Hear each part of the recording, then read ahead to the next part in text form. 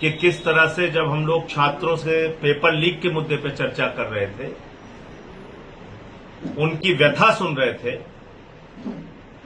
कि किस प्रकार से नीट में 22 लाख छात्रों का भविष्य बर्बाद हुआ पेपर लीक के कारण।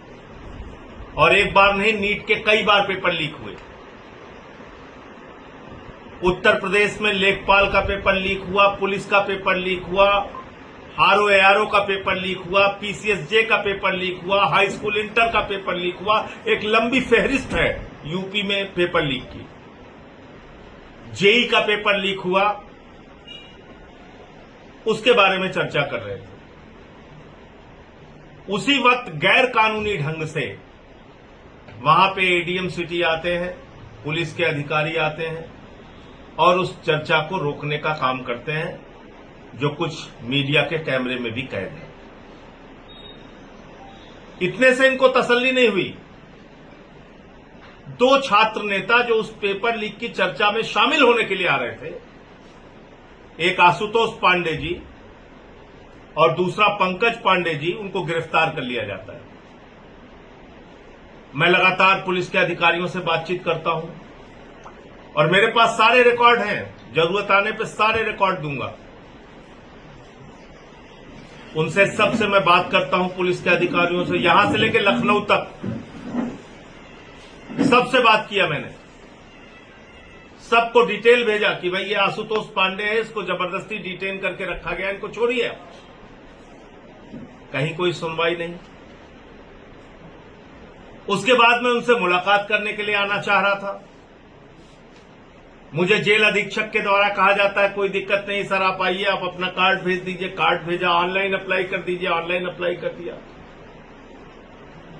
बाद में मुलाकात तक से मना कर दिया कि मुलाकात नहीं करा सकते। और 6 दिन से ज्यादा हो गया, 7वां दिन है, आशुतोष पांडे और पंकज पांडे दोनों को जेल में रखा हुआ है। और इस बीच टीजीटी का एग्जाम जो 5 साल के बाद उनको मौका मिल रहा था, आशुतोष और पंकज दोनों को 5 साल के बाद परीक्षा में बैठने का मौका मिल रहा था, वो परीक्षा में नहीं बैठने पाए।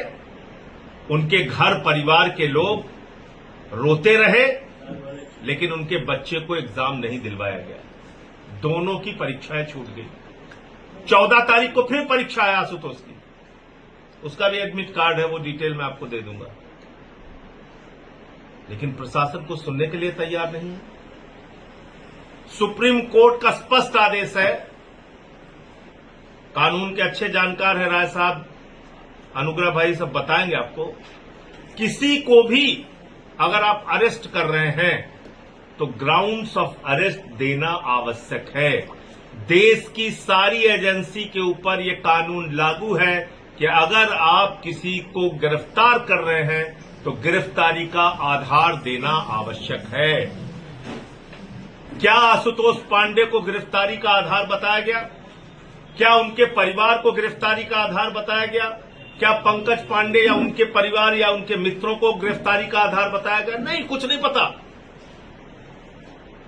हाईकोर्ट से फटकार पड़ रही है लगातार उत्तर प्रदेश के अधिकारियों को। और योगी आदित्यनाथ जी आंख पे पट्टी बांध के बैठे हुए हैं। उत्तर प्रदेश के मुख्यमंत्री का जो चरित्र है वो ये है कि ऐसे पूरे मसले पर वो आंख पे पट्टी बांध के बैठे हुए हैं। उनके अधिकारी जो मन में आ रहा वो कर रहे हैं, उनके निर्देश पे कर रहे हैं। तो ये भी उत्तर प्रदेश की जनता देख रही है, अधिकारी मनमाने ढंग से कर रहे हैं। तो ये मुख्यमंत्री की प्रशासनिक क्षमता पर सैकड़ों सवाल खड़े करता है। मैंने एडीएम सिटी के खिलाफ विशेषाधिकार हनन का नोटिस दिया है राज्यसभा के सभापति महोदय को और जो भारत के उपराष्ट्रपति हैं उनको। आगे और जो कार्रवाई होगी वो करेंगे, लेकिन अभी कानूनी लड़ाई इन दोनों छात्रों की रिहाई का वो लड़ाई लड़नी है। और जो जिस प्रकार से यहां कोचिंग बंद किया गया, 3 कोचिंग सील कर दिया गया, वो भी मसला है, उसकी कानूनी लड़ाई हम लोग लड़ेंगे। लेकिन कुल मिलाकर ये मैं कहना चाहता हूं कि योगी सरकार का और मोदी योगी की डबल इंजन की सरकार का आचरण तानाशाहीपूर्ण है, हिटलरशाही का है, और जब जब तानाशाही दुनिया में आई है नौजवानों ने ही उसे खत्म किया है, और यहां की भी तानाशाही नौजवान खत्म करेंगे।